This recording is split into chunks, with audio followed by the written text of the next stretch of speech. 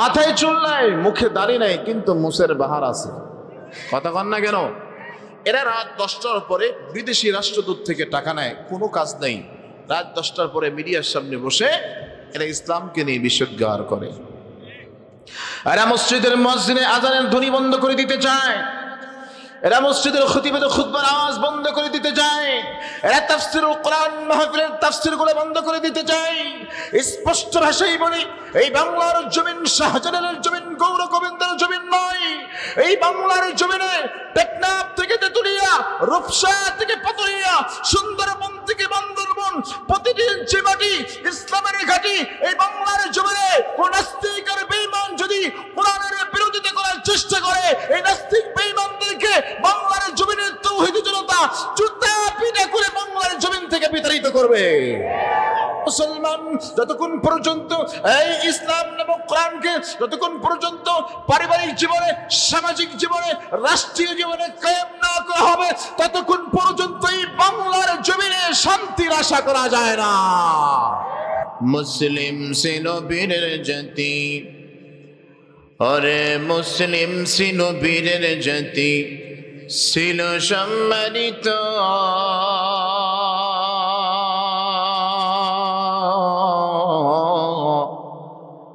সেই মুসলিম কেন রে আজ হইতেছে লজ্জিত, রে হইতেছে লজ্জিত। দুনিয়ার লাগি করলা তুমি তোমার জীবন ক্ষয়,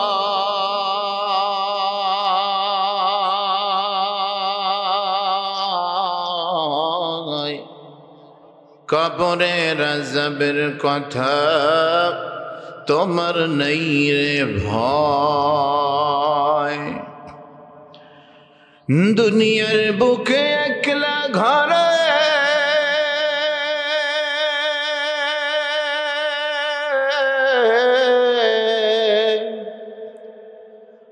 মানুষ, দুনিয়ার বুকে একলা ঘরে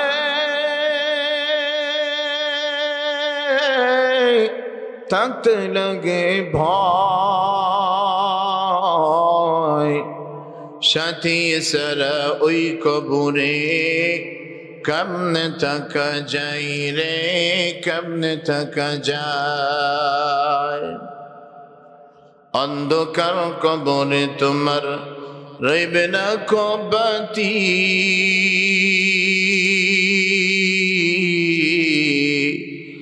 আমল সারা ওই কবরে পাইবে না কো সাথী রে, পাইবে না কো সাথী।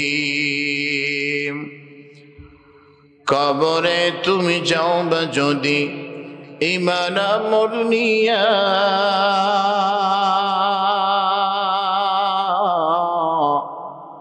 জাহান্নাম দিবে মাফ করিয়া আল্লাহ খুশি হইয়া। কালিমা পড়ে লা ইলাহা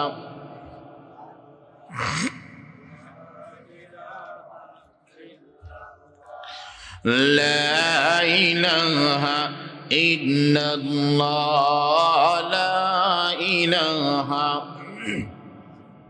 জবান से मोहब्बत সাথে সকলে লা ইলাহা।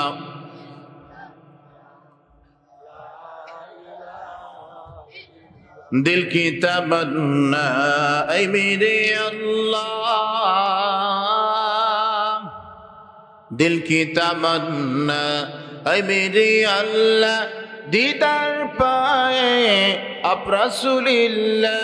पर्दा उठा दो हमें दिखा दो, पर्दा उठा दो हमें दिखा दो, चेहरे रसूलिल्लाह।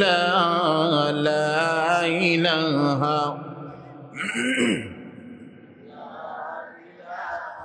इल्लल्लाह, ला इलाहा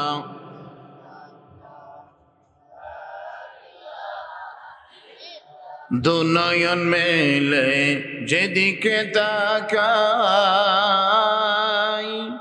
दो नयन मेले যেদিকে তাকাই তোমার নিয়ামত দেখিতে পাই। ঠিক না ঠিক চিল্লায় বলেন। দু নয়ন মেলে যেদিকে তাকাই তোমার নিয়ামত দেখিতে পাই। কেমন করি শুকর আদায়, কেমন করি শুকর আদায় ও গো দয়ার আল্লাহ তাআলা লা ইলাহা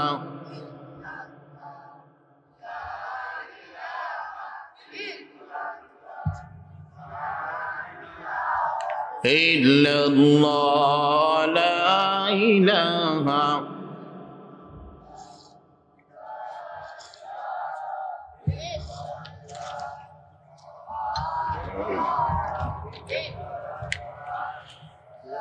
لا إله إلا الله محمد رسول الله صلى الله عليه وسلم। আলহামদুলিল্লাহ, উত্তর চকপাড়া তরুণদের উদ্যোগে বাইতুল জান্নাত জামে মসজিদের উন্নতি করবে। ৫ম বার্ষিক তাফসীর কোরআন মাহফিলের সম্মানিত সভাপতি সাহেব আলহাজ মোহাম্মদ আব্দুল মালিক সাহেব, আজকের প্রধান বক্তা, প্রধান মেহমান আমার বন্ধুবর, পাবনার অহংকার হযরত মাওলানা মোহাম্মদ হাফেজ মাওলানা মুফতি আব্দুল মোমিন জিহাদি সাহেব, বারাকাল্লাহু ফি হায়াতিক, আমিন বলি। হযরত বুজুর্গ উলামায়ে ইকরাম, মুরব্বিয়ানে আযম, কলিজার টুকরা সমবয়সী যুবক বন্ধুগণ, শ্রেণীর কচি কাঁচা পর্দা অন্তরে অবস্থানরতা শ্রদ্ধেয় সম্মানিতা আবার মা ও বোনেরা, আল্লাহ রাব্বুল আলামিনের দরবারে লক্ষ কোটি শুকর সুজুদ যে আল্লাহ সুবহানাহু ওয়া তাআলা আমাদেরকে দয়া করে, মায়া করে, মহব্বত করে, বড় ভালোবেসে 10 মায়ের 10 সন্তানকে আপন হয়ে এই জান্নাতের বাগানে আসার বসার তৌফিক দান করেছেন কে? শুকরিয়া জ্ঞাপন করব কার? জবান ছেড়ে দিয়ে মহব্বতের সাথে এক কণ্ঠে কণ্ঠ মিলিয়ে সকলেই বলি আলহামদুলিল্লাহ। লক্ষ কোটি দুরূদ ও সালাম বিশ্ব মানবতার কান্ডারি, শাফিউল মুজনবিন, খাতামুন নবিয়্যিন, ইমামুল মুরসালিন, সাইয়্যিদুস সাকলাইন, হাবিব কিবরিয়া, আশরাফুল আম্বিয়া, আকা নামদার তাজদার মদিনা, জনাব মুহাম্মদুর রাসূলুল্লাহ সকলেই বলি সাল্লাল্লাহু আলাইহি ওয়াসাল্লাম। মুহতারাম হাজিরিন, আজকে এই মাহফিলে আমার থাকার কথা ছিল না। আসলে মাঝে মধ্যে একটু রেস্টের দরকার হয়। ভেবেছিলাম আজকের দিনটি একটু রেস্টে থাকবো, একটু ঠান্ডা লাগছে, অসুস্থ হয়ে গিয়েছি। বৌদ্ধ মানুষ ফোন দিয়েছে ইমার্জেন্সি আসতে হবে। যত অসুস্থই থাকে না কেন হাজিরা দিতে হবে, কারণ বন্ধুর দাবি আছে। ঠিক কিনা বলেন? এজন্য আসছে, ওনার দাবি আপনাদের হাজিরা। খুশি তো আপনারা?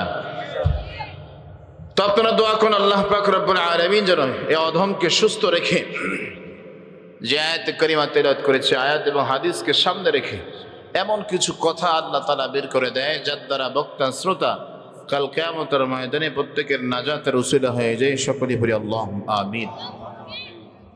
মুহতারাম হাজিরিন, আমি আলোচনা শুরু করার পূর্বে একটি মিসাল দিয়ে আমি সামনে দিয়ে আলোচনা করতে চাই। এক এলাকায় ছিল এক মুদির দোকানদার। আপনাদের অঞ্চলে কি মুদির দোকানদার আছে? মুদির দোকানদারে একজন কর্মচারী ছিল যার নাম হলো ইসলাম। নাম কি? মুদির দোকানদারের ঘরে সুন্দর রমণী একটা কন্যা ছিল যার নাম হলো শান্তি। নাম কি?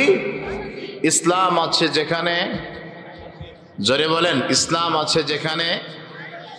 মুদির দোকানদারের বুঝতে আর বাকি রইল না যে আমার ঘরে মেয়ে, আমার কন্যা শান্তির সাথে ইসলামের গভীর সম্পর্ক চলতেছে। ইসলাম বেচারাকে বেঁধে গিরায় গিরায় পিটুনি দিয়েছে। পিটুনি দিয়ে শেষ নয়, চাকরি থেকে পর্যন্ত বরখাস্ত করে দিয়েছে। ইসলাম বেচারা চিন্তা করলো, আর এই ডিজিটাল জামানায় প্রেম করা অপরাধে মারো খারাপ, আবার চাকরিচ্যুত হলাম, এটা তো মেনে নেওয়া যায় না। ফোন লাগিয়েছে, শান্তি কোথায়?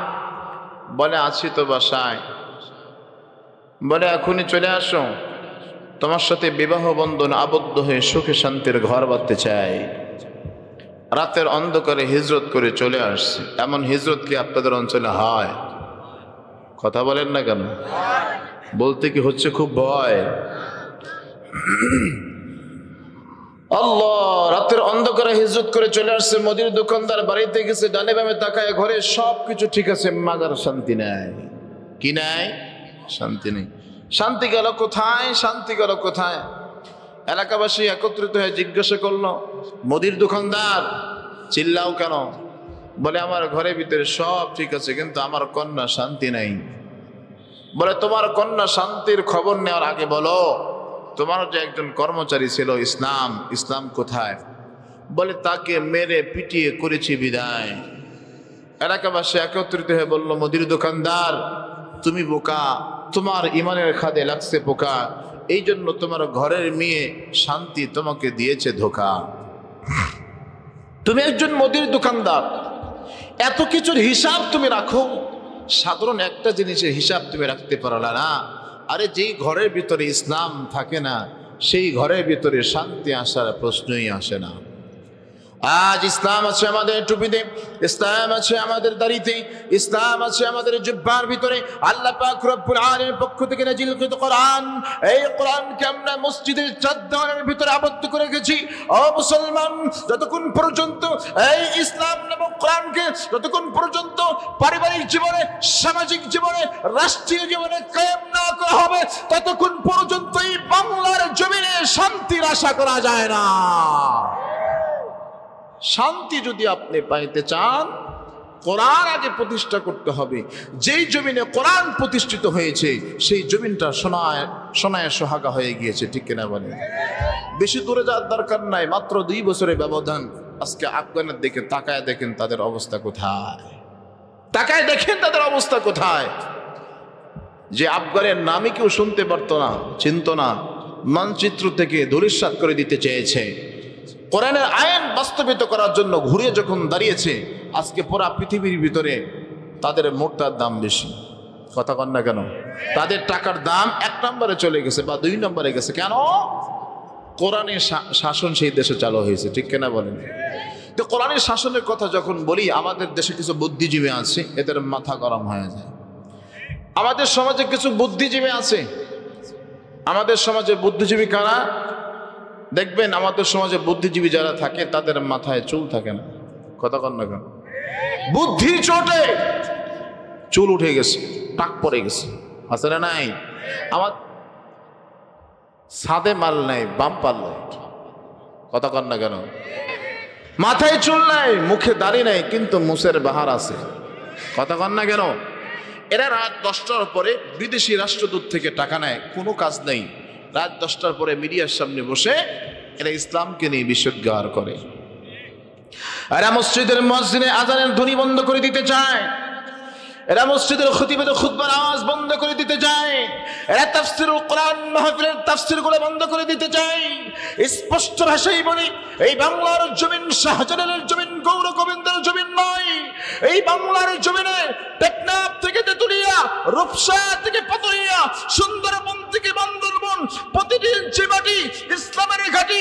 এই বাংলার জমিনে কোন নাস্তিক আর বেঈমান যদি কোরআনের বিরোধিতা করার চেষ্টা করে, এই নাস্তিক বেঈমানদেরকে বাংলার জমিনের তাওহীদি জনতা জুতা পিটা করে বাংলার জমিন থেকে বিতাড়িত করবে। এদের অ্যালার্জি শুধুমাত্র ইসলাম নিয়ে। কথা বলেন না কেন?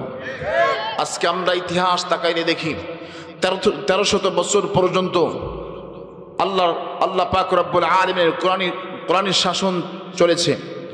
1300 বছর, 1300 বছর পর্যন্ত এই দুনিয়ার বুকে খেলাফত চলেছে। আজকের বাংলায় যদি কোনো যুবককে জিজ্ঞাসা করেন খেলাফত কি জিনিস, কোনো যুবক এটা বোঝে না। কথা কন না কেন? যুবকটা আজকে আব্রাহাম লিঙ্কনের রাজনীতি তারা শিখেছে। কথা কন? কার্ল মার্ক্সের তার রাজনীতি তারা শিখেছে, কিন্তু এই রাজনীতির ময়দানে সবচেয়ে প্রধান নেতা আমার আপনার পয়গম্বর জনাবে মুহাম্মদুর রাসূলুল্লাহ সাল্লাল্লাহু আলাইহি ওয়াসাল্লামের আদর্শ অনুযায়ী যে খেলাফত দুনিয়ার বুকে চলেছে, এই ইতিহাস যুবকরা আজকে জানে না। ঠিক কিনা বলেন? যুবক, খেলাফত কি জিনিস এই ইতিহাস তুমি পড়ো, তুমি দেখো, ইসলামের ছায়া তলে তুমি ঢুকো। দুনিয়া আখিরাতে আল্লাহ পাক রব্বুল আলামিন দুনো জাহানে সোনার মানুষ হিসেবে তোমাকে কবুল করবেন ইনশাআল্লাহ।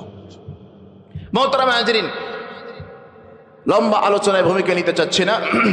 যে আয়াতে কারিমা তেলাওয়াত করেছি, আল্লাহ পাক রব্বুল আলামিন এই আয়াত কারিমার ভিতরে আল্লাহ রাসূল সাল্লাল্লাহু আলাইহি ওয়াসাল্লামকে অনুসরণ বিবরণ দিয়েছেন। আল্লাহ রাসূল সাল্লাল্লাহু আলাইহি ওয়াসাল্লাম যখন মক্কা নগরীতে ছিলেন, কাবার ভিতরে তিনি তাকায় দেখেন কিছু কাফের বেঈমানগুলো মূর্তি বানায়া তাদের উপর সিজদা করতেছে, তাদেরকে তাজিম করতেছে। এই অবস্থা দেখে আল্লাহর পয়গম্বর সাল্লাল্লাহু আলাইহি ওয়াসাল্লাম বললেন, তোমরা যে কাজটা করতেছো নিঃসন্দেহে এটা ভ্রান্ত একটা কাজ, তোমরা পথভ্রষ্টতার কাজের ভিতরে তোমরা লিপ্ত আছো, তোমরা তোমাদের পিতামহ ইব্রাহিম আলাইহিস সালাতু ওয়াস সালামের পথ তোমরা ভুলে গিয়েছো। ও মুসলমান, এই কাফের বেঈমানগুলো তখন বলেছে, আমরা তো ইব্রাহিম আলাইহিস সালাতু ওয়াস সালামকে অনুসরণ করি, তার খোদার উপরেই বিশ্বাস আছে, আমরা মূর্তি বানাইছি কেন? মূর্তি যাতে কিয়ামতের ময়দানে আমাদেরকে সুপারিশ করতে পারে। নাউযুবিল্লাহ। এই প্রেক্ষাপটে আল্লাহ পাক রব্বুল আলামিন কালামুল্লাহর ভিতর আয়াত নাযিল করলেন, কুল ইন কুনতুম তুহিব্বুনাল্লাহা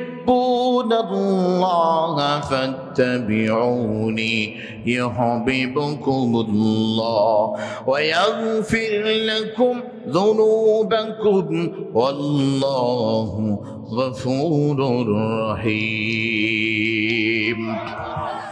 মুসলমান বন্ধুরা, আমার কথাগুলো দিল দিয়ে বুঝবেন।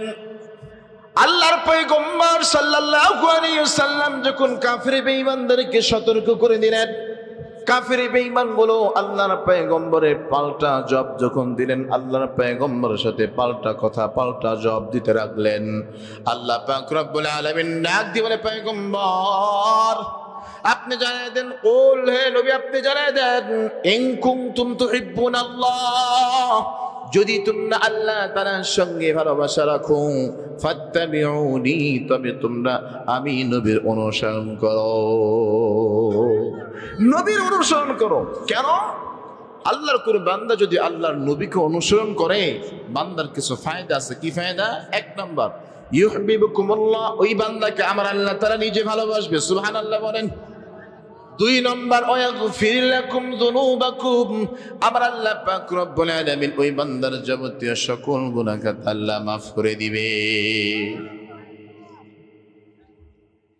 এজন্য আল্লাহ রাসূল সাল্লাল্লাহু আলাইহি ওয়াসাল্লাম বলে, আল্লাহ তাআলার তো মহান গুণ, তিনি মহান গুণের অধিকারী। আল্লাহু গফুরুর রহিম, তিনি রহমান, তিনি রহিম, তিনি দয়ালু। ঠিক কিনা বলেন?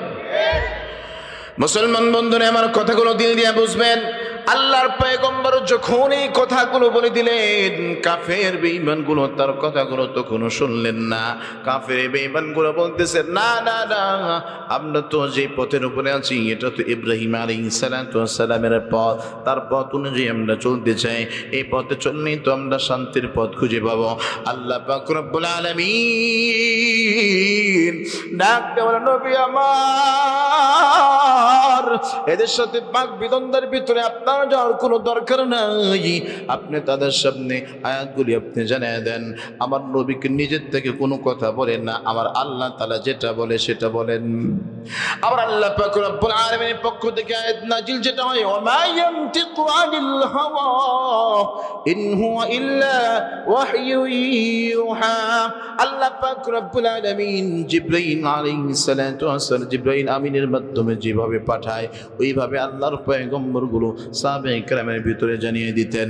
আল্লাহর পয়গম্বরকে আল্লাহ তাআলা জানিয়ে দিলেন, উল আতিউল্লাহ ওয়া রাসূল, উল, হে নবী আপনি জানিয়ে দেন, আতিউল্লাহ ওয়া রাসূল, তোমরা অনুসরণ করো আল্লাহ ও তার রাসূলের। তাহলে আমরা অনুসরণ করব কে? আল্লাহ এবং তার রাসূলের অনুসরণ করতে হবে। ঠিক কিনা বলেন? আল্লাহ পাক রব্বুল আলামিন কেন এই কথা বলেছেন? আল্লাহ পাক রব্বুল আলামিন পরে আয়াতের ভিতরে স্পষ্ট করেছেন, ফাইন তাওয়াল্লাউ ফাইন্নাল্লাহা লা ইউহিব্বুল কাফিরিন।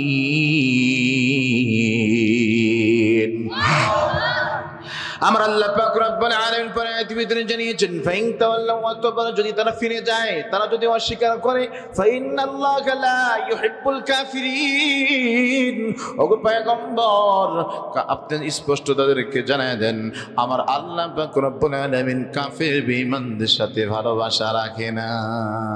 সুবহানাল্লাহ বলেন। আল্লাহ তাআলা ভালোবাসা রাখেন কার সাথে? মুমিনদের সাথে। কার সাথে? মুমিনদের সাথে। এই আয়াতের ভিতরে আল্লাহ পাক রব্বুল আলামিন জানিয়েছেন, ফাত্তাবিউনি, তোমরা আল্লাহর নবীকে অনুসরণ করো, ভালোবাসো। ও মুসলমান ইমানদার আল্লাহর গোলাম, এই দুনিয়ার ভিতরে আল্লাহর পয়গম্বরকে ভালোবাসার সবচেয়ে বড় নমুনা দেখিয়েছেন সাহাবায়ে কেরাম। সাহাবায়ে কেরাম সবচেয়ে বেশি আল্লাহর পয়গম্বরকে ভালোবাসতেন, ঠিক কিনা বলেন? আল্লাহর পয়গম্বর বলেছেন খায়রুল কুরুনি করনি, যারা আমার কাছে তারা সবচেয়ে বেশি মহব্বত করে, তারা আমার সবচেয়ে বেশি প্রিয়। ও মুসলমান ইমানদার আল্লাহর গোলাম, আল্লাহর পয়গম্বর সাল্লাল্লাহু আলাইহি ওয়াসাল্লামকে সাহাবায়ে কেরাম কত মহব্বত করতেন, কত ভালোবাসতেন, যে সাহাবায়ে কেরাম আল্লাহর পয়গম্বরের কথা মানার জন্য নিজের জীবন দিতে যে সাহাবায়ে কেরাম প্রস্তুত হয়ে যাইতেন, যে পয়গম্বরের কথা শোনার পরে বান্দার দিলের ভিতরে সাহাবায়ে কেরামের কলিজার ভিতর থেকে মরণের ভয় পর্যন্ত দূর হয়ে যাইত, ঠিক কিনা বলেন? ও মুসলমান ইমানদার আল্লাহর গোলাম, একটি মিসাল দিলে আপনাদের বুঝতে বড় সহজ হবে। আল্লাহর পয়গম্বর সাল্লাল্লাহু আলাইহি ওয়াসাল্লাম মক্কা থেকে এখন পর্যন্ত মদিনায় হিজরত করে নাই। দারুন নাদওয়া সংগঠিত হয়ে গেছে। আল্লাহর পয়গম্বরকে দুনিয়া থেকে নিঃশেষ করে দিতে চাই। আমি একটু আপনাদেরকে জিজ্ঞাসা করি, বলেন তো দেখি, দুনিয়ার বুকে বাঁচায় রাখার মালিককে? আরো আসতে বলেন। যেটা আমার আল্লাহ পাক রব্বুল আলামিন যেটা দুনিয়াতে চাই, ওয়ালিল্লাহি মা ফিস সামাওয়াতি ওয়াল আরদ, আসমান জমিনের মালিক কে? আরো আসতে বলেন, আসমান জমিনের মালিক কে? ইনিল হুকমু ইল্লা লিল্লাহ, তার এই আসমান জমিনের ভিতরে হুকুমত চলবে কার? আর জমিনে হুকুমত চলবে কার? অথচ আমাদের সমাজে আমরা দেখেছি বিভিন্ন দলকে, বিভিন্ন উলামায়ে কেরামকে দুনিয়ার বুকে দুনিয়ার বুক থেকে একদম ছিন্ন ভিন্ন করে দুনিয়ার বুক থেকে তাড়িয়ে দেওয়ার চিন্তা ফিকির করেছে।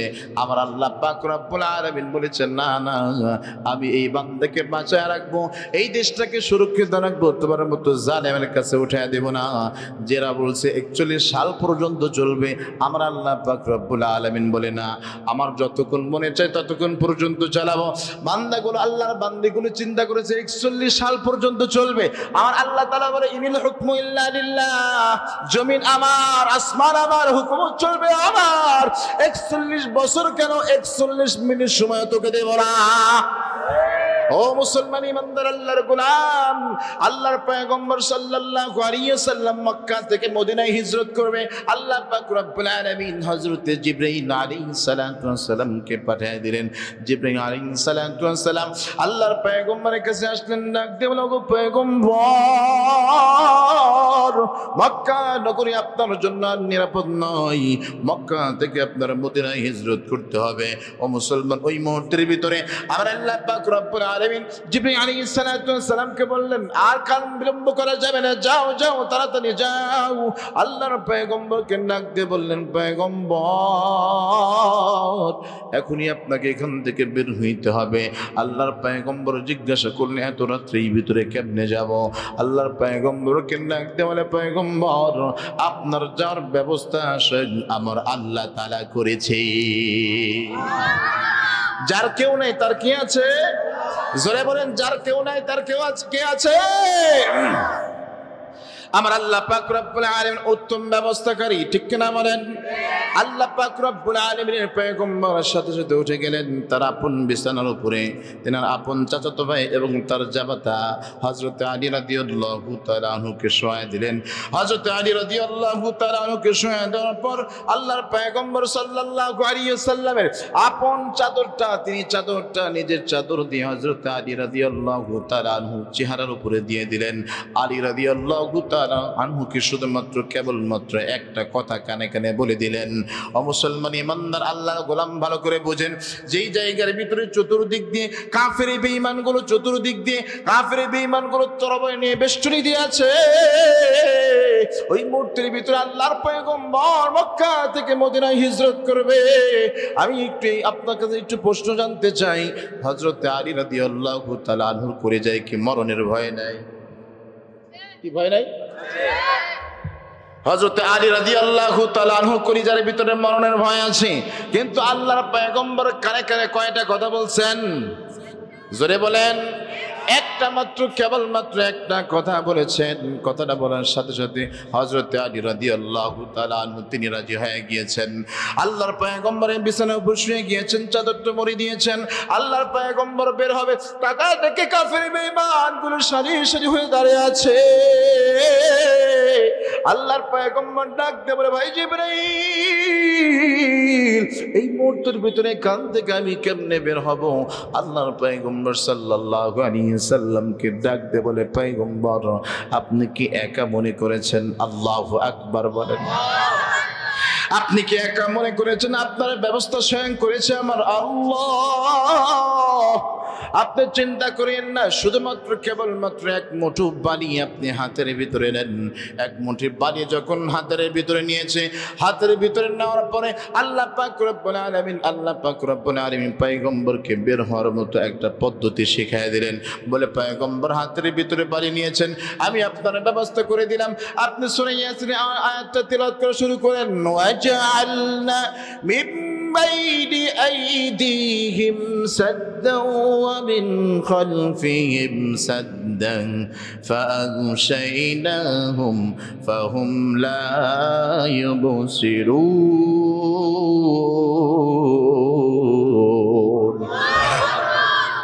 আল্লাহর পয়গম্বর হাতের ভিতরে বালির ভিতরে ফোঁটা দিয়ে চতুর্দিকে ছিটিয়ে দিয়েছেন। আল্লাহর পয়গম্বরের বালু সেটাইতে দেরি হয়েছে। আমার আল্লাহ পাক রব্বুল আলামিন কাফির বেঈমানদের চেহারার ভিতরে, তাদের চোখের ভিতরে বালি কোনা পৌঁছাইতে দেরি করে না। মুসলমান ইমানদার আল্লাহর পয়গম্বর কাট্টা কাফের হযরত আবু জেহেলের পাশ দিয়ে গেছে, টের পায় নাই। হেফাজত করছেন কে? আর জোরে বলেন, হেফাজত করছেন কে? ও মুসলমান ইমানদার আল্লাহর গোলাম, দুনিয়ার মানুষের জ্ঞান যেখান থেকে শেষ হয়ে যায়, সেখানে আল্লাহ তাআলার কুদরত শুরু হয়। কথা বলেন না কেন? আমরা দেখেছি প্রাক্তন প্রধানমন্ত্রী যারা ছিল, তারা এমন বক্তব্য দিয়েছে 40 সালের আগে তারা যাবে না, 41 সালের আগে যাবে না। কিন্তু আল্লাহ পাক বলে, আল্লাহর মার দুনিয়ার বারে একটা কথা আছে না নাই? আল্লাহ তাআলা ইচ্ছা করেছেন না ধরে রাখবো না। আমাদের দেশে একটা সুনামধন্য একটা দল আছে, জামাতে ইসলাম। কথা কন না কেন? বাংলার জমিন থেকে নিবন্ধন বাতিল করছে। আল্লাহ তাআলা বলে, আরে তুই জামাত ইসলামের নিবন্ধন বাতিল করবি কখন? তার আগে তোর দলবল সবকিছু নিয়ে পালানোর ব্যবস্থা এমন ভাবে করব, তুই নিজেও পালানোর সুযোগ পাবি না। কথা বল না। জামাত ইসলামের নিবন্ধন বাতিল করার আগে তার নিজের নিবন্ধন বাতিল হয়ে গেছে। কথা কন না কেন? মুসলমান ইমানদার আল্লাহর গোলাম, এই জন্য বলতে চাই, আল্লাহর মাঠ দুনিয়ার বার, ঠিক কিনা বলেন? আল্লাহ পাক রব্বুল আলামিন যেটা ইচ্ছা করবে এই জমিনে সেটাই বাস্তবায়িত হবে, ঠিক কিনা বলেন? আল্লাহর পয়গম্বর সাল্লাল্লাহু আলাইহি ওয়াসাল্লাম যখন হিজরত করার জন্য রওনা হয়ে গেছে, সর্বপ্রথম আল্লাহর পয়গম্বর এমন একজন ব্যক্তির ঘরের সামনে গিয়ে দাঁড়াইলেন, যাকে নিয়ে স্বয়ং আমার আল্লাহ তাআলা করতেন ফখর। মক্কা থেকে মদিনায় আল্লাহর পয়গম্বরের সাথে যিনি করেছিলেন সফর, আজ আল্লাহর পয়গম্বরের কবরের পাশে যার কবর, তিনের নাম হলো হযরতে আবু বকর। কথা কন না কেন?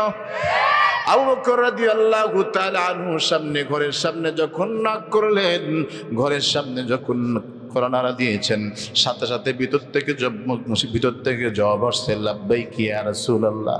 ও মুসলমান ইমানদার আল্লাহর গোলাম, ওই যে আলী রাদিয়াল্লাহু তাআলা আনহুকে শোয়া রাখছে, মনে আছে আপনাদের? আবু বকর রাদিয়াল্লাহু তাআলা আনহু জবাব দিয়েছেন, লাব্বাইক ইয়া রাসূলুল্লাহ। আল্লাহর পয়গম্বর ডাক দিয়ে বলে, ও আবু বকর, তুমি কি রাতের বেলা ঘুমাও না? আল্লাহর পয়গম্বরকে ডাক দিয়ে বলে, পয়গম্বর 6 মাস পূর্বে আপনি বলেছেন মক্কা থেকে মদিনায় হিজরত করতে হবে। তারপর থেকে আমি চিন্তা করলাম, রাতের গভীরে যদি আপনি আমাকে ডাক দেন, আমি ঘুমায় গেলে একবার দুইবার ডাক দিবেন, আপনার বড় কষ্ট হবে। আমি আবু বকর জীবিত থাকবো, আমি আবু বকর আরামে ঘুমাবো, আপনি বড় কষ্ট করবেন আমার দরজায়। কিয়ামতের ময়দানে আমার আল্লাহ তাআলা যদি জিজ্ঞাসা করে, আবু বকর, আল্লাহ পয়গম্বর তোমার দরজায় দাঁড়িয়ে থাকিয়ে কষ্ট করছে কেন বলো? ও পয়গম্বর, আমি কি জবাব দেব? ও মুসলমান, আল্লাহর নবীর প্রতি ভালোবাসা সাহাবায়ে কেরামের কেমন ছিল? বলে পয়গম্বর ওই 6 মাস পূর্বে যে আপনি বলেছেন, তারপর থেকে আজ পর্যন্ত 6 মাসের ভিতরে কোনোদিন বিছানায় পিঠ ঠেকাই নাই। এটাও আল্লাহর নবীর ভালোবাসা, মুহাব্বত। আর আমরা মুহাব্বত করি, ভালোবাসি। ইয়া নবী সালাম আলাইকা, গরম গরম জিলাপি। এ কতক্ষণ না কেন? জিলাপি যতক্ষণ পর্যন্ত গরম আছে, নবীর ভালোবাসা আছে। 12 রবিউল আসছে, ভালোবাসায় উতলায় পড়ছে, বাস দিবস চলে গেছে, আশিকের নবীর উম্মতকে আর খুঁজে পাওয়া যায় না। কতক্ষণ না কেন? কিন্তু না, এই ভালোবাসা দিয়ে আল্লাহর নবীর সাথে জান্নাতে যাওয়া যাবে না। আল্লাহর পয়গম্বর বলেন, মান আহাব্বা সুন্নতি ফাকাদ আহাব্বানি ওয়া মান আহাব্বানি কানা মাই ফিল জান্নাহ। সুবহানাল্লাহ বলেন। মান আহাব্বা সুন্নতি, আল্লাহর পয়গম্বর বলে কোন উম্মত যদি আমার সুন্নতকে মুহাব্বত করে, ওয়া মান আহাব্বানি, সেজন্য আমি পয়গম্বরকে মুহাব্বত করলো। সুবহানাল্লাহ বলেন। ওয়ামান আহাব্বানি, মান আহাব্বা সুন্নতি ফাকাদ আহাব্বানি ওয়া মান আহাব্বানি কানা মাই ফিল জান্নাহ। আর যে উম্মত আমাকে মুহাব্বত করলো, আমি নবী ঘোষণা দিলাম, আমি পয়গম্বর ওই উম্মতকে ছাড়া আল্লাহর জান্নাতে যাব না। এই জন্য আল্লাহর নবীর সাথে জান্নাতে যেতে হলে আল্লাহর নবীর সুন্নাত জিন্দা করা দরকার আছে না নাই? দাড়ি কেটে না রেখে, কথা কন না কেন? দাড়ি কেটে না রেখে, আজকের পর থেকে দাড়ি কাটবেন কারা কারা? হাত তোলেন। এটা কি চামড়ার মুখ থেকে বলছেন না কলিজা থেকে বলছেন? জোরে বলেন। আল্লাহ তাআলা সকলকে মানার তৌফিক দান করবে, আমিন বলেন। মুসলমান ইমানদার, আল্লাহর লম্বা আলোচনা করতে চাই না, সময় বড় সংক্ষিপ্ত। আল্লাহর পয়গম্বর সাল্লাল্লাহু আলাইহি ওয়াসাল্লাম ওই যে হযরত আলী রাদিয়াল্লাহু তাআলা আনুকে বিছানার উপরে শোয়া রাখছে, মনে আছে আপনাদের? আল্লাহর পয়গম্বরের লম্বা হিজরতের কাহিনী আমি সংক্ষিপ্ত করে দিতে চাই। আল্লাহর পয়গম্বর হযরত আবু বকর রাদিয়াল্লাহু তাআলা আনুকে নিয়ে যখন পাহাড়ের ভিতরে অবস্থান করলেন, লম্বা ঘটনা আছে, আমি সংক্ষিপ্ত করে দিলাম। আল্লাহর পয়গম্বরকে খোঁজার জন্য কাফের বেঈমান গুলো খুঁজতে করছে, গুহা পর্যন্ত পৌঁছে গেছে। সিরাতের কিতাবের ভিতরে আসছে, আল্লাহর পয়গম্বর যে গুহার ভিতরে আছে, উপর দিয়ে কাফের বেঈমান গুলো হাঁটতেছে, পা গুলো দেখা যায়। আবু বকর রাদিয়াল্লাহু তাআলা ডাক দিয়ে বলে, পয়গম্বর আজকে বুঝি বাঁচার কোনো উপায় নেই। ওই যে দেখেন কাফের বেঈমানদের পা দেখা যায়। আমার আল্লাহ পাক রব্বুল আলামিনের পয়গম্বর ডাক দিয়ে বলে, আবু বকর তুমি কি মনে করেছো আমরা মাত্র 2 জন এখানে? বলে না না। আল্লাহ পাক রব্বুল আলামিন পয়গম্বর বলে, লা তাহজান ইন্নাল্লাহা মা'ানা। আল্লাহু আকবার বলেন। আল্লাহর পয়গম্বর বলে, এখানে আমি আর আবু বকর, তুমি আর আমি পয়গম্বর 2 জন না, আমাদের সাথে আরো একজন আছে, তিনি হলো আমার রব আল্লাহ। আমাদের রব কে? মুসলমান বন্ধুরা, আমার কথাগুলো দিল দিয়ে বুঝবেন। হযরত আলী রাদিয়াল্লাহু তাআলা আনহুকে ঘরের ভিতরে শোয়া রাখছে। আচ্ছা বলেন তো দেখি, যদি কোনো ব্যক্তিকে যদি এমন হয় সন্ধ্যাবেলা যদি বিরিয়ানি, পোলাও, কোরমা সব কিছু খাওয়ানো হয়েছে, যদি বলা হয় আপনি এগুলো খান, রাত 10টার সময় আপনাকে ফাঁসির কাস্টে ঝোলানো হবে, বলুন তো দেখি খুব মজার ঘুম হবে? তখন না কেন? বিন্দুমাত্র ঘুমের সম্ভাবনা আছে? যতই ভালো খাওয়ান না কেন, যতই ঘুমের ট্যাবলেট খাওয়ান না কেন, মৃত্যুর চিন্তা এমন একটা চিন্তা, তখন তার চোখে আর ঘুম থাকবে না, ঠিক কিনা বলেন? কিন্তু আল্লাহর পয়গম্বর চলে আসছে, চতুর্দিক দিয়ে কাফির বেঈমান গুলো বেষ্টনী দিয়ে আসছে, তার দিলের ভিতরে কে ভয় নাই? ভয় নাই, ভয় আছে। কি এমন কথা আল্লাহর পয়গম্বর বললেন যে কথাটা শোনার পর কলিজা থেকে ভয়টা দূর হয়ে গেছে? এমন কথা আমাদের জানা দরকার আছে না নাই? হ্যাঁ, শুধু তাই নয়, আল্লাহ রাসূল সাল্লাল্লাহু আলাইহি ওয়াসাল্লাম যখন মদিনায় গিয়েছে, মদিনায় যাওয়ার পরে আলী রাদিয়াল্লাহু তাআলা আনহু তিনিও যখন মদিনায় আসছেন, সাহাবায়ে কেরাম জিজ্ঞাসা করেছিলেন, ওগো আলী, তোমার জীবনের শ্রেষ্ঠ একটা রাত, বড় কঠিন একটা রাত্র গিয়েছে, যে রাত্রে আল্লাহর পয়গম্বর তোমাকে একা একা রেখে চলে আসছিল, সেই রাত্রে কি তুমি ঘুমাইতে পারছিলা? আরে আলী রাদিয়াল্লাহু তাআলা আনহু ঘুমের অবস্থা তো এমন ছিল, কিতাবের ভিতরে আসছে সকালবেলা কাফির বেঈমান যখন গেছে ডাকতে, যাওয়ার পরে এমন ঘুম ঘুমাইছে ধাক্কা দিয়ে ঘুম ভাঙাইতে পারে না। আরো জোরে বলেন সুবহানাল্লাহ। ধাক্কা দিয়ে ঘুম ভাঙাইতে পারে না। হযরত আলী রাদিয়াল্লাহু তাআলা ডাক দিয়ে বলছে, ওগো নবীর সাহাবীরা ভালো করে শুনে রাখো, আমার জীবনে আমি যত ঘুম পেরেছি ওই রাত্রের মতো এত মজার ঘুম আমার জীবনে কোনোদিন পারি না। এমন মজার ঘুম আপনারা পারতে চান? হ্যাঁ, এমন কথা কি আপনারা জানতে চান যে কথা জানলে, যে কথা শুনলে ঘুম মজার ঘুম হয়, কলিজার থেকে মরণের ভয় দূর হয়ে যায়, এমন বিষয় আপনারা জানতে চান না? মুসলমান ইমানদার আল্লাহর গোলাম কথাগুলো দিল দিয়ে বুঝবেন। আল্লাহর পয়গম্বর সাল্লাল্লাহু আলাইহি ওয়াসাল্লামকে যারা দুনিয়াতে যারা মুহাব্বত করেছে, ভালোবেসেছে, আমার আল্লাহ পাক রব্বুল আলামিন ওই বান্দাদেরকে দুনিয়ার বুকে জান্নাতের সার্টিফিকেট দিয়েছে, ঠিক কিনা বলেন? আল্লাহর পয়গম্বরকে কেমনে অনুসরণ করবো? সাহাবায়ে কেরাম এর নমুনা রেখে গিয়েছেন। ও মুসলমান ইমানদার আল্লাহর গোলাম, আল্লাহর পয়গম্বর জলিল কদর সাহাবী হযরত আমর ইবনে আস রাদিয়াল্লাহু তাআলা তিনি জেরুজালেম বিজয় করার জন্য গিয়েছেন। আপনাদেরকে ঘটনা বলা আমার কোনো উদ্দেশ্য না, শুধুমাত্র কেবলমাত্র আল্লাহর পয়গম্বরের ভালোবাসা কলিজার ভিতরে কেমন থাকা চাই এটা একটু বুঝাইতে চাই। আমর ইবনে আস রাদিয়াল্লাহু তাআলা তিনি জেরুজালেম বিজয় করার জন্য চলে গেছেন।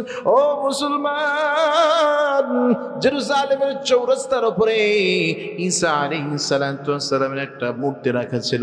কে যেন মূর্তির নাকটা ভেঙে নিয়ে চলে গেছে।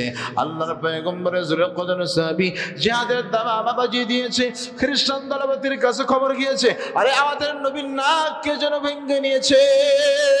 আমর ইবনে আস রাদিয়াল্লাহু তাআলা আনহুর কাছে খবর আসছে, ও আমর ইবনে আস তুমি দেশ বিজয় করতে আসছো, যুদ্ধ করতে আসছো, আমাদের এদের কোনো সমস্যা নাই, কোনো সমস্যা নাই, কিন্তু একটা কথা হলো যে আমাদের নবীর নাক কে ভেঙেছে, এই নাকের বিচার হওয়ার আগ পর্যন্ত তুমি দেশ বিজয় করতে পারবা না। আল্লাহ রাসূল সাল্লাল্লাহু আলাইহি ওয়াসাল্লাম কেমন জামাত তৈরি করেছিলেন। আমর ইবনে আস রাদিয়াল্লাহু তাআলা বলিষ্ঠ কণ্ঠস্বর তিনি বললেন, না না, এমন জঘন্য কাজ আমার আল্লাহর নবীর কোনো সাহাবী করতে পারে না। না না, আল্লাহর নবীর কোনো সাহাবী এমন কাজ করে নাই, এমন মিথ্যা অপমান তুমি দিও না। মুসলমান ইমানদার আল্লাহর গোলাম, আল্লাহর পয়গম্বরের জোরে কদর সাহাবী আমর ইবনে আস রাদিয়াল্লাহু তাআলা ডাক দিয়ে বলে, ও খ্রিস্টান দলপতি,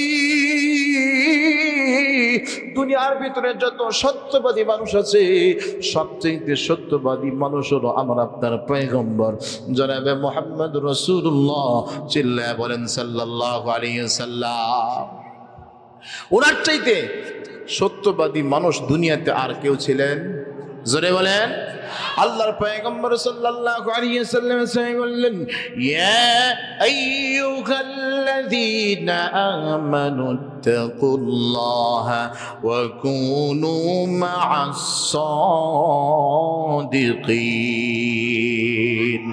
আল্লাহর পয়গম্বরের জন্য কদর সাহাবী আমর ইবনে আস রাদিয়াল্লাহু তাআলা ডাক দিয়ে বলে, ও খ্রিস্টান দলপতি, আমার আল্লাহ পাক রব্বুল আলামিন ঘোষণা দিয়েছেন, ইয়া আইয়ুহাল্লাযীনা আমানু, হে ঈমানদারেরা, ইত্তাকুল্লাহ, তোমরা আল্লাহ তাআলাকে ভয় করো। কাকে ভয় করবে? জোরে বলেন, মুমিন কাকে ভয় করবে? আল্লাহ পাক রব্বুল আলামিনকে ভয়ের নির্দেশ দিয়েছেন আমার আল্লাহ। ওয়াকুলু মা'আস সাদিকিন, এবং সত্যবাদীদের সংস্পর্শে থাকার কথা বলেছেন। আরে দুনিয়ার বুকে যত সত্যবাদী মানুষ ছিল, আল্লাহর পয়গম্বরের চাইতে সত্যবাদী মানুষ দুনিয়াতে আর একটাও নাই। এমন ব্যক্তির সোহবতে আমরা ছিলাম, আমরা কখনো মিথ্যা কথা বলতে পারি না। আরে তোমাদের নবীর উপর ঈমান আনাটাও তো মুমিনের খাসলাত। সুবহানাল্লাহ বলেন। আল্লাহর পয়গম্বর আমাদেরকে শিখিয়েছেন, আমানতু বিল্লাহ ওয়া মালাইকাতিহি ওয়া কুতুবিহি ওয়া রুসুলিহি। আল্লাহু আকবার বলেন। আল্লাহর পয়গম্বর বলেছেন, দুনিয়ার সকল নবী রাসূলদের উপরে ঈমান রাখা এটা মুমিনের বড় ঈমান। আল্লাহর পয়গম্বরকে যেমন মুহাব্বত করি, ভালোবাসি, তাই আল্লাহর পয়গম্বর অন্য কোন নবীদের উপরে ঠিক তেমনি ভাবে মুহাব্বত রাখতে হবে, ঈমান রাখতে হবে। এটা হলো মুমিনের ঈমান। বলেন না, ঈসা আলাইহিস সালাতু ওয়াস সালামের সাথে এমন জুলুম আমরা কখনোই করতে পারি না।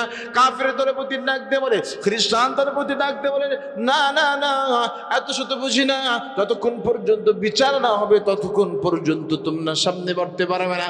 মুসলমান বন্ধুরা, আমার কথাগুলো দিল দিয়ে বুঝবেন। আল্লাহর গোলাম বারবার যখন সামনে যাইতে চাই, তাকে বাধা দেয়, না না, যুদ্ধ পর হবে, বিচার আগে হবে। একটু ভালো করে বুঝবেন, একটু দিলটা নরম করে দেন। আমর ইবনে আস ডাক দিয়ে বলল, তাহলে তোমরা বিচার কোন পদ্ধতিতে করতে চাও? ডাক দিয়ে বলে, তোমাদের নবী মুহাম্মদ সাল্লাল্লাহু, তোমাদের নবী মুহাম্মদের একটা মূর্তি বানাইতে চাই। এই জেরুজালেমের চৌরাস্তার উপরে মূর্তি স্থাপন করব, তারপর তার নাকটা কেটে দেব, তারপরে তুমি যুদ্ধ করবা। আমর ইবনে আস রাদিয়াল্লাহু তাআলা ডাক দিয়ে বলে, আরে কাফের বেঈমান, ভালো করে শুনে রাখো, আমি আমর ইবনে আস দুনিয়ার মুখে জীবিত থাকবো, আল্লাহর পয়গম্বরের মূর্তি স্থাপন হবে, এটা কোশ্চেন কালে মেনে নিতে পারি না। ও মুসলমান ইমানদার আল্লাহর গোলাম, মুসলমান কি মূর্তি বানানোর পক্ষে না বিপক্ষে? জোরে বলেন। আর এই বাংলার জমিনে যারা জাতির পিতা নাম দিয়ে যারা মূর্তির পক্ষে কাজ করেছে, তাদেরকে কি মুসলমান বলা যায়? কথা বলেন না কেন? এরা হচ্ছে ইন্ডিয়ার প্রোডাক্ট। কথা কন না কেন? আল্লাহ পাক রব্বুল আলামিন আমরা আপনার পয়গম্বরকে দুনিয়াতে পাঠিয়েছে মূর্তি ভাঙার জন্য, ঠিক কি না বলেন? আমর ইবনে আস রাদিয়াল্লাহু তাআলা ডাক দিয়ে বলে, আরে তাওহীদের বাণী যাকে জেনে আসছে আমার পয়গম্বর মূর্তি ভাঙার জন্য নিয়ে আসছে, ওই পয়গম্বরের মূর্তি তুমি ভাঙবা, আমি আশিক নবীর উম্মত পরিচয় দিয়ে জীবিত থাকবো। এটা কখনো আশিক নবীর পরিচয় হতে পারে না। আল্লাহু আকবার বলেন। আর জোরে মুসলমান আওয়াজ বলেন আল্লাহু আকবার। আমর ইবনে আস রাদিয়াল্লাহু তাআলা ডাক দিয়ে বলে, আরে খ্রিস্টান দলপতি, তুমি আমার নবীর মূর্তির নাক বানায়া কৃত্রিম নাক তুমি কাটবা কেন? ধরে নাও কিছু সময়ের জন্য আমি তোমাদের নবীর নাকটা কেটে দিয়েছি, যদিও নিজে ভাঙ্গে নাই, কিন্তু আল্লাহর নবীর শরীরের উপরে অপবাদ যাইতে দিতে রাজি না, নিজের গায়ের উপরে অপবাদটা নিয়েছে। ডাক দিয়া বলে, যদি তোমার নাক কাটার দরকার হয়, কৃত্রিম নাক কাটার দরকার কি, আমি আমর ইবনে আসের তাজা নাকটা দেওয়ার জন্য তো আমি প্রস্তুত হয়ে গেছি। আল্লাহু আকবার বলেন। আর জোরে বলেন আল্লাহু আকবার।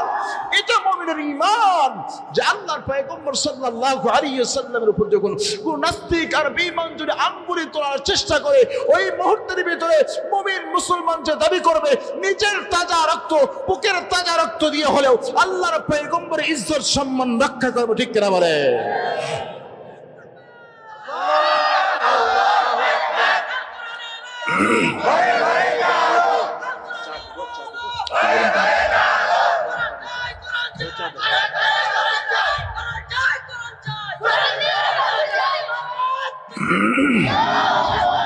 মোহতারাম হাজিরিন, আমর ইবনে আস রাদিয়াল্লাহু তাআলা আনহু নিজের তাজা রক্ত দেওয়ার জন্য প্রস্তুত হয়ে গেছে, নিজের আপন নাক দেওয়ার জন্য প্রস্তুত হয়ে গেছে। আমর ইবনে আস রাদিয়াল্লাহু তাআলা বলল, আমি আমার তাজা নাক দিতে রাজি আছি, আল্লাহর নবীর কৃত্রিম নাক কাটতে দিতে আমি আমর ইবনে আস রাজি নাই। সুবহানাল্লাহ। আর আমাদের ইমানের অবস্থা হলো এটা, আল্লাহর নবীকে নিয়ে কটূক্তি করা হয়, আল্লাহর নবীর চরিত্র নিয়ে গালি দেওয়া হয়। আমি মুসলমান দাবি করি, মসজিদের কোনায় বসে বসে তসবিহ টিভি, কিন্তু নারায়ে তাকবীরের ধ্বনি দিয়ে রাস্তায় নামার সাহস পাই না। বুঝতে হলো বিন্দু মাত্র ঈমান আমার ভিতরে নাই, সরিষার দানা যতটুকু আছে এতটুকু পরিমাণ ঈমান আমার ভিতরে নাই। এই ঈমান দিয়ে আল্লাহর নবীর সাথে জান্নাতে যাওয়া যায় না। মুসলমান বন্ধুরা, আমার কথাগুলো দিল দিয়ে বুঝবেন।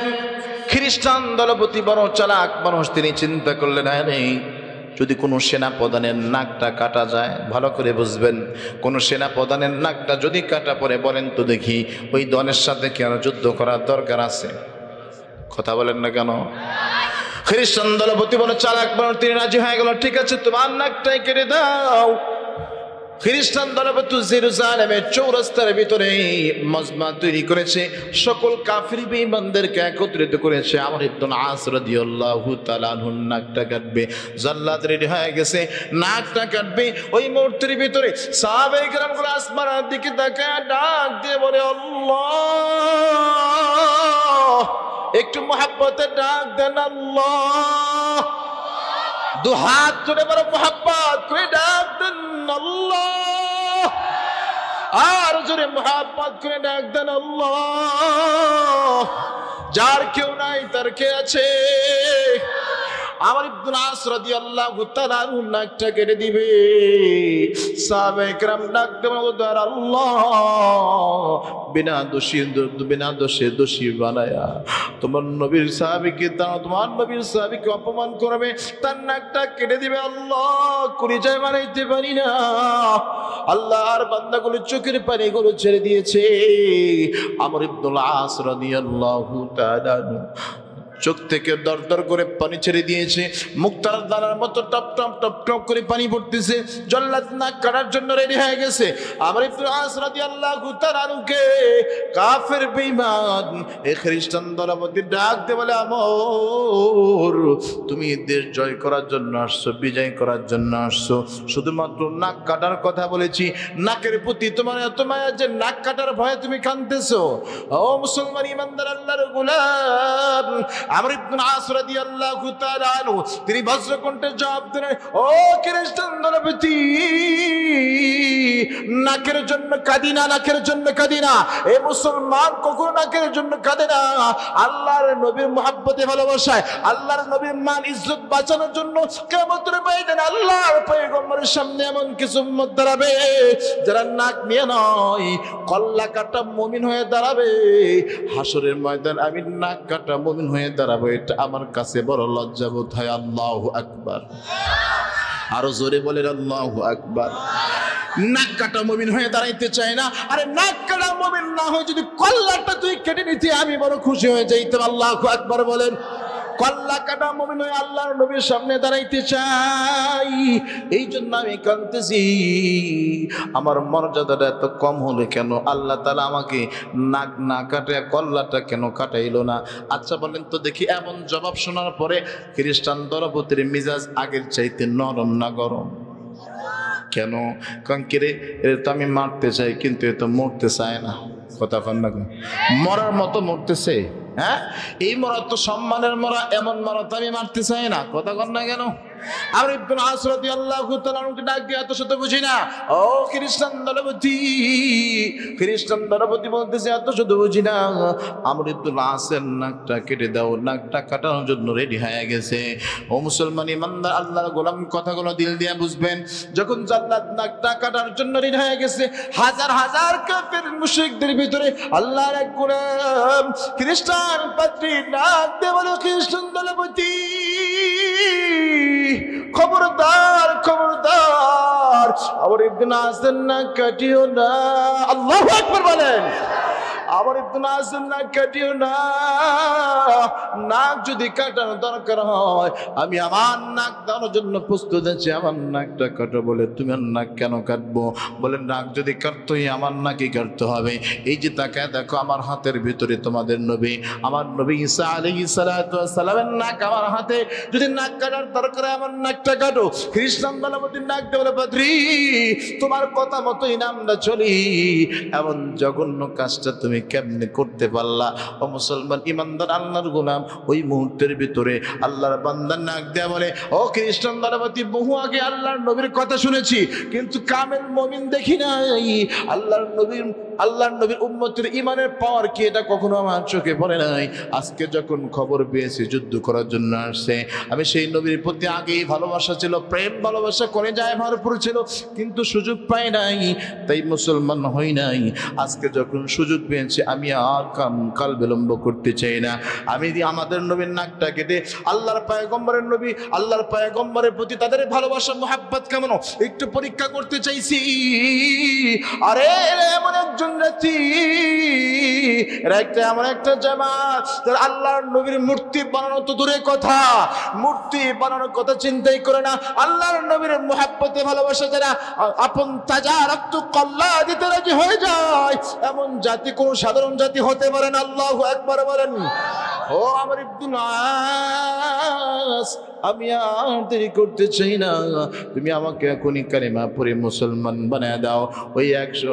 ওই মুহূর্তের ভিতরে ও মুসলমান ইমানদার আল্লাহর গোলাম এক আমর ইবনে আস রাদিয়াল্লাহু তাআলা আনহুর কলিজার ভিতরে আল্লাহর নবীর মুহাব্বত ভালোবাসা আর ইমানের পাওয়ার এমন ছিল, এক আমর ইবনে আস রাদিয়াল্লাহু তাআলা আনহুর কারণে ওই মহল্লার ভিতরে, ওই মসবার ভিতরে একসাথে 50,000 খ্রিস্টান একসাথে মুসলমান হয়ে গেছে।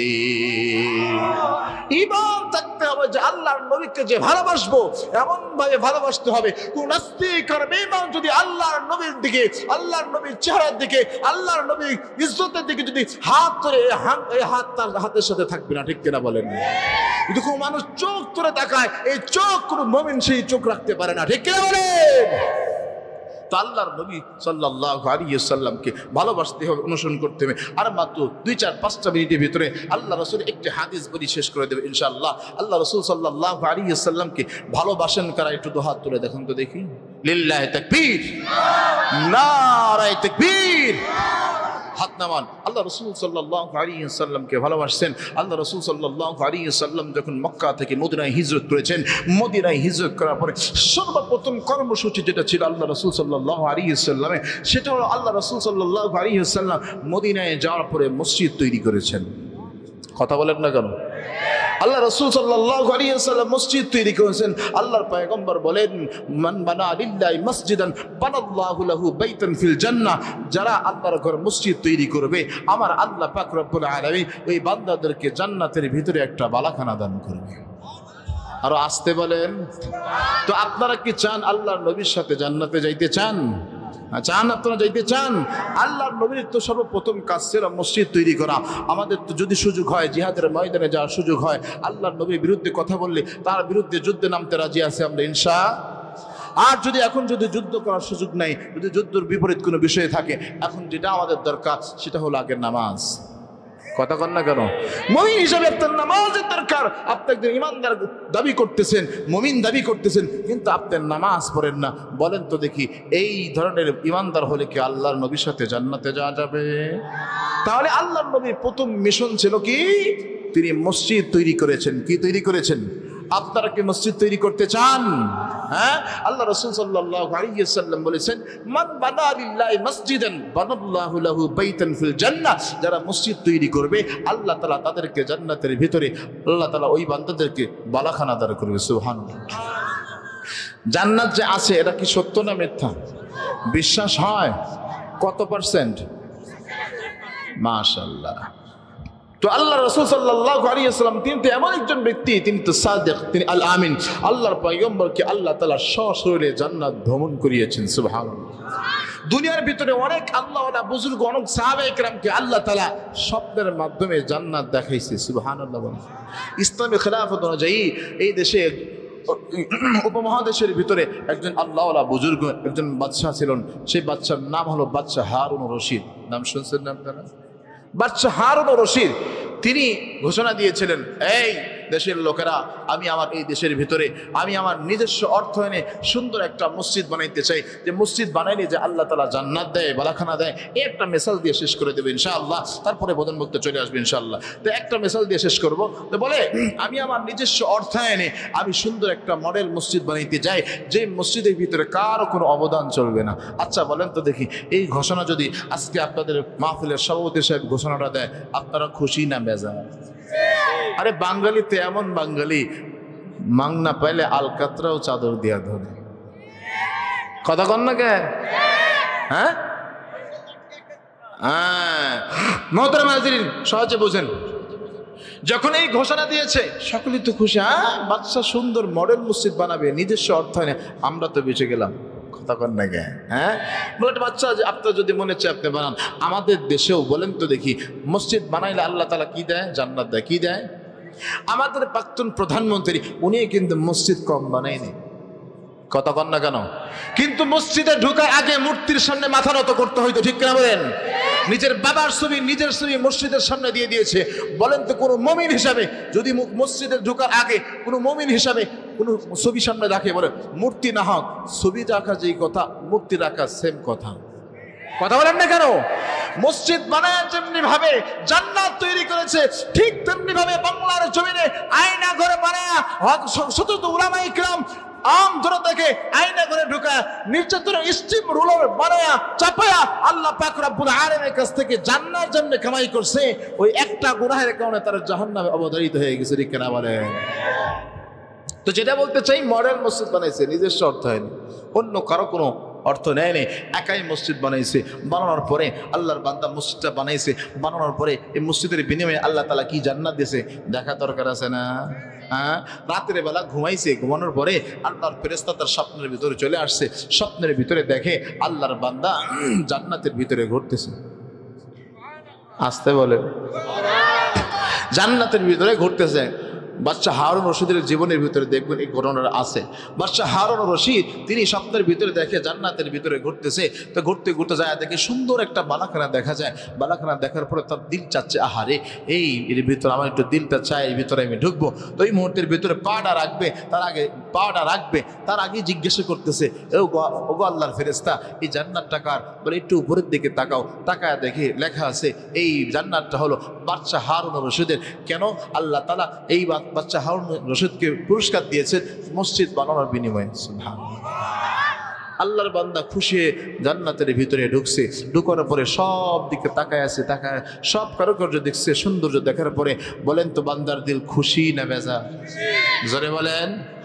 খুশি হয়ে গেছে, জান্নাত থেকে বের হবে, ঠিক নাক বরাবর তাকায় দেখে হুবহু একটা জান্নাত। আর আসতে বলেন।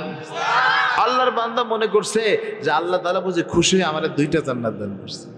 আল্লাহর বান্দা ওই বালাখানার দিকে হাঁটি হাঁটি পা ঢুকবে, হঠাৎ করে আল্লাহর ফেরেশতা ডাক দিয়ে, ওগো আল্লাহর গোলাম সাবধান, এই জান্নাতে ঢোকার অনুমতি তোমার নাই। এই জান্নাতের মালিক যে ভিতরে ঢুকবে সে। ওই মুহূর্তের ভিতরে বলে, এই জান্নাতটা কার? এটা তো আমার জান্নাতের মতো। বলে তোমার তোর মতো হইতে পারে, কিন্তু জান্নাতের মালিক তুমি না।